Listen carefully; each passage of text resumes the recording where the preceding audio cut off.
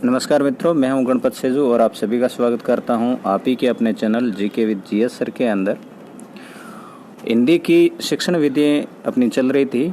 इसका आज का ये 4th पार्ट है। 3 पार्ट इनसे पहले अपलोड मैंने कर दिए हैं, जिसके अंदर गद्य शिक्षण करवाया, आपको पद्य शिक्षण भी करवाया है और अपनी जो भाषा है इसकी प्रकृति क्या है उसके बारे में वीडियो आ गया। आज जो अपन बात करने वाले हैं, आपके व्याकरण शिक्षण की कौन कौन सी विधियाँ हैं, पूरी डिटेल के साथ में करेंगे बात। कोई इधर उधर की बात नहीं होगी। देखो, व्याकरण शब्द की जो उत्पत्ति है, वी धन आ क्री धातु और ल्यूट प्रत्यय से हुई है। व्याकरण भाषा को शुद्ध श्रवमान्य रूप प्रदान करती है तथा इस श्रवमान्य रूप को संरक्षण भी प्रदान करती है। अब ये तो व्याकरण की जानकारी थी, परंतु अब शिक्षण विधियों के बारे में देखें तो इसके कुछ डेफिनेशन आती है। डॉक्टर स्वीट महोदय है क्या कहते हैं व्याकरण शिक्षण के बारे में, तो भाषा की व्याकरणिक व्यवहारिक जो विश्लेषण है वही क्या कहलाती है, व्याकरण कहलाती है। भाषा का व्यवहारिक विश्लेषण ही व्याकरण कहलाता है, ये स्वीट महोदय कहते हैं। और इसमें पतंजलि क्या कहते हैं, पंचली कहते हैं कि शब्दानुशासन ही व्याकरण है, मतलब शब्दों का जो अनुशासन है ना वही व्याकरण है। ये पतंजलि की डेफिनेशन है। हरदेव बहारी की डेफिनेशन क्या है, तो वह शास्त्र जो शब्दों के रूप में वे प्रयोगों का निरूपण करता है व्याकरण कहलाता है। शास्त्र जो शब्दों के रूपों व प्रयोगों का निरूपण करता है उसे क्या कहते हैं, व्याकरण कहते हैं। अब ये जो व्याकरण शिक्षण है इसका उद्देश्य क्या है, इनके बारे में देख लेते हैं। व्याकरण शिक्षण के उद्देश्य छात्रों को विभिन्न ध्वनियों का ज्ञान देना। छात्रों को विभिन्न ध्वनियों का ज्ञान देने के लिए कौन सा शिक्षण करवाया जाता है, तो व्याकरण शिक्षण करवाया जाता है। छात्रों में भाषा की अशुद्धता को समझने तथा शुद्ध भाषा के प्रयोग की क्षमता का विकास करने के लिए व्याकरण शिक्षण करवाया जाता है। वाक्यों में शब्दों का स्थान, उनका अर्थ इत्यादि की कुशलता का विकास करना। शिक्षार्थियों को इस योग्य बनाना कि वो कम से कम शब्दों में अपने भाव प्रकट कर सके। इसको आप हाईलाइट जरूर कर लें कि विद्यार्थियों को इस योग्य बनाना कि कम से कम शब्दों में अपने भाव प्रकट कर सके। ये किसका उद्देश्य है, तो ये व्याकरण शिक्षण का मुख्य उद्देश्य है, ये ध्यान रखना। फिर आगे बात करें तो विद्यार्थियों को औपचारिक व्याकरण की शिक्षा अर्थात नियम बताकर भाषा सिखाना कब से शुरू कर देना चाहिए, तो कक्षा 6 से पहले प्रारंभ नहीं किया जाना चाहिए, ये ध्यान रखना। विद्यार्थियों को औपचारिक व्याकरण का, कौन सी व्याकरण, औपचारिक व्याकरण आप समझते होंगे कि नियम बताकर भाषा सिखाना, ये औपचारिक व्याकरण होती है, तो ये कक्षा 6 से पहले कभी प्रारंभ नहीं कर देना चाहिए। ऐसा आ सकता है क्वेश्चन कि भाई औपचारिक व्याकरण है, विद्यार्थियों को किस कक्षा से शुरू करनी चाहिए, तो इसमें आपका जो राइट आंसर रहेगा कक्षा 6 से। व्यवहारिक व्याकरण की शिक्षा से तात्पर्य होता है कि अध्यापक द्वारा विद्यार्थियों के समक्ष व्याकरण सम्मत सर्वमान्य शब्दों का प्रयोग करना। अब देखो, औपचारिक व्याकरण तो क्या होती है कि नियमों के अनुसार ही भाषा को पढ़ाना, ये औपचारिक व्याकरण है, व्याकरण को पढ़ाना। परंतु व्यवहारिक व्याकरण क्या होती है, ऐसे शब्दों का प्रयोग करना जिसके माध्यम से व्याकरण के जो नियम है ना वो उन शब्दों के माध्यम से पढ़ा दिए जाए, तो वो आपकी होती है व्याकरण। परंतु कंप्लीट नियम नहीं बताते हैं, जैसे कोई भी संधि का एक शब्द ले लिया तो संधि का जो शब्द है ना उतना ही बताया जाएगा, यह आपकी व्यावहारिक व्याकरण होती है। व्याकरण शिक्षण की विधियां हैं और ये जो विधि है मोस्ट इम्पोर्टेंट विधि है, निगमन विधि, ठीक है ना। तो निगमन विधि क्या होती है, नियम से उदाहरण की ओर चलना, ये ध्यान रखना। निगमन से आप नी से याद रखोगे नियम, और नियम से उदाहरण है, और एक आपकी होती है उदाहरण से नियम। उदाहरण से नियम है वो कौन सी है, आगमन है, जबकि निगमन कौन सी है, नियम से उदाहरण की तरफ चलती है। प्राथमिक कक्षाओं हेतु ये उपयोगी है। कौन सी कक्षाओं हेतु है, तो प्राथमिक है, सबसे प्राचीन व परंपरागत विधि है। और ये ध्यान रखना, ये जो निगमन विधि है अमनोवैज्ञानिक विधि है, रटंत प्रणाली और शिक्षण सूत्रों के विपरीत है। ये इनके 2 भेद हैं। निगमन जो विधि है इनके 2 भेद है। कौन से हैं, एक तो है सूत्र विधि और एक है पुस्तक विधि। मतलब नियमों से ये काम करती है। पहले नियम बताया जाएगा और फिर पढ़ाया जाएगा। तो सूत्र विधि के तहत क्या है, विशेषतया संस्कृत भाषा में इसका प्रयोग किया जाता है। किसका, निगमन का कह दे तो भी मुख्यतः संस्कृत भाषा है, और सूत्र विधि कहें तो भी क्योंकि ये निगमन का पार्ट है तो ये भी संस्कृत में मुख्यतः प्रयोग होती है। व्याकरण के सूत्र है इसमें रटाए जाते हैं। वर्तमान में हिंदी शिक्षण में प्रयोग है इनका न के बराबर है, क्योंकि पहले नियम बताकर है, अब नहीं पढ़ाया जाता है मनोवैज्ञानिक तौर से। मनोवैज्ञानिक, नीरस व अरुचिकर ये प्रणाली है। कौन सी, सूत्र विधि। अब बात कर देते हैं निगमन विधि की पुस्तक विधि के बारे में। पुस्तक विधि के तहत व्याकरण का ज्ञान कराने के लिए इस विधि में विशेष पुस्तकें होती है। पुस्तक विधि में क्या होगी, व्याकरण सम्मत पुस्तकें होगी और उस पुस्तकों के माध्यम से है व्याकरण का ज्ञान करवाया जाएगा। पुस्तक में एक एक अध्याय में से एक एक नियम व उसके उदाहरण संबंधी प्रश्न होते हैं। और इस पुस्तक के अंदर क्या है, कोई भी अध्याय होगा और उस अध्याय का एक दो प्रश्न है उस व्याकरण के नियम से संबंधित होके। तो प्रत्येक अध्याय में ऐसे एक दो क्वेश्चन है व्याकरण के नियमों से संबंधित होते हैं, जिनके माध्यम से व्याकरण का ज्ञान करवाया जाता है। छात्रों को नियमों का अभ्यास की दृष्टि से पुस्तक सहायक का कार्य करती है। इसमें मुख्य भूमिका किसकी होती है, तो पुस्तक की होती है। ये भी मनोवैज्ञानिक विधि है, क्योंकि इसमें नियम पहले प्रस्तुत किए जाते हैं। अरुचिकर है और शिक्षण सूत्रों के प्रतिकूल है, क्योंकि पहले नियम नहीं होता है। शिक्षण सूत्र ये कहता है कि पहले उदाहरण दे और फिर है वो नियम की तरफ चले। इसके बाद में मुख्य जो आपकी विधि आती है वो है आगमन विधि। देखो, मैं आपको गद्य की विधियाँ, पद्यांश की विधियाँ और व्याकरण की विधि इस प्रकार से क्यों पढ़ा रहा हूँ, क्योंकि क्वेश्चन इस प्रकार से पूछा जाएगा कि निम्न में से गद्य शिक्षण की विधि है या नहीं है। तो जो मैं अभी बता रहा हूँ उसको आप ध्यान से देखोगे। उदाहरण से नियम की और सूत्र के माध्यम से इसमें अध्यापन करवाया जाता है। व्याकरण शिक्षण हेतु सर्वश्रेष्ठ विधि है। व्याकरण की सर्वश्रेष्ठ विधि कौन सी है, आगमन विधि है। आगमन विधि के 4 सोपान हैं।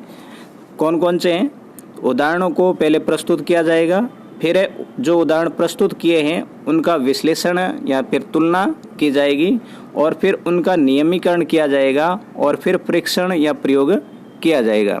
तो ये आपके आगमन विधि के 4 सोपान हो गए। ये मनोवैज्ञानिक विधि है और रुचिकर प्रणाली है। शिक्षण सूत्र इसके अंदर देखो, शिक्षण सूत्र ये ध्यान रख लेना सभी के तहत ही। मनोवैज्ञानिक शिक्षण सूत्र कहे तो सरल से कठिन की तरफ होते हैं, ज्ञात से अज्ञात की तरफ, स्थूल से सूक्ष्म की तरफ, विशिष्ट से सामान्य की ओर चलते हैं। ठीक है ना। इस विधि में छात्रों को निरीक्षण, चिंतन व सामान्यीकरण का पर्याप्त अवसर मिलता है। अब थोड़ी इनकी दोनों की तुलना देख लेते हैं, आगमन और निगमन की। तो आगमन में क्या होता है, तो आगमन में सभी शिक्षण सूत्र के अनुसार काम करेगी, और मैंने यहाँ पर ये सविज्ञा लिखा है।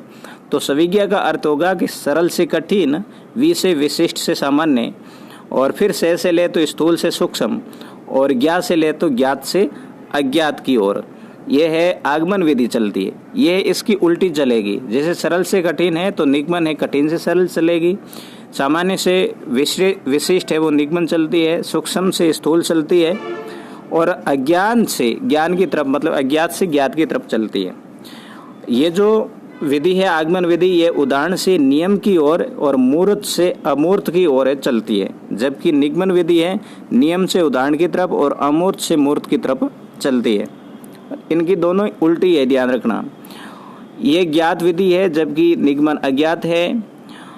आगमन है स्मृति आधारित नहीं है, मतलब इसमें रटंत प्रक्रिया नहीं है, जबकि निगमन विधि है वो रटंत पर आधारित है, क्योंकि नियम रटेंगे तो ही आगे पढ़ पाएगा। तो ये जो है स्मृति आधारित है। आगमन विधि है छात्र केंद्रित और मनोवैज्ञानिक है, जबकि निगमन शिक्षक केंद्रित और मनोवैज्ञानिक विधि है। तर्क शक्ति का विकास, मानसिक क्रियाओं का विकास, जबकि इसमें तर्क शक्ति मानसिक क्रियाओं का विकास निगमन में नहीं होता है। ये दोनों ही खर्चीली विधियाँ हैं। खर्चीली यहाँ अर्थ है कि समय इसमें ज़्यादा लगता है। प्राप्त जो ज्ञान है स्पष्ट होता है आगमन में, जबकि निगमन के अंदर प्राप्त ज्ञान है वो अस्पष्ट होता है। और ये सूत्र निर्माण की विधि है, क्योंकि उदाहरण से ही सूत्रों का निर्माण किया जाता है। तो सूत्र निर्माण की विधि कौन सी है? आगमन विधि है। उसके बाद में बात करें तो भाषा संसर्ग विधि है। भाषा संसर्ग विधि के तहत क्या है? तो इसमें बच्चों को ऐसे लेखकों की रचना पढ़ने हेतु दी जाए जिनका भाषा पर पूर्ण अधिकार हो। भाषा संसर्ग विधि के तहत क्या होता है?